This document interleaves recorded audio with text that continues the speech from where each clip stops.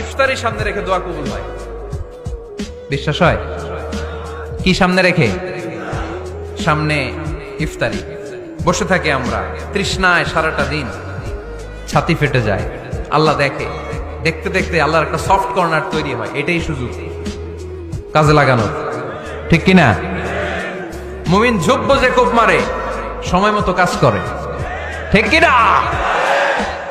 আল্লাহ তখন ফেরেশতাদেরকে জিজ্ঞেস করে, এই ঘটনা কি? খায় না যে?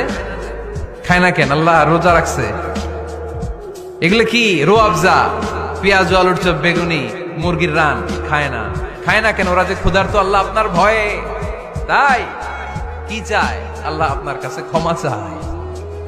ক্ষমা চায়, আল্লাহ রহমতের দরিয়ায় জোশ খেলে যায়।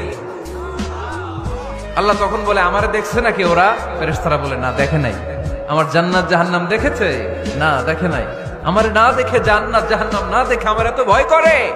যাও, আজকের এই রোজার বিনিময়ে এখন বান্দা যা চাইবে সব কবুল করে নেব।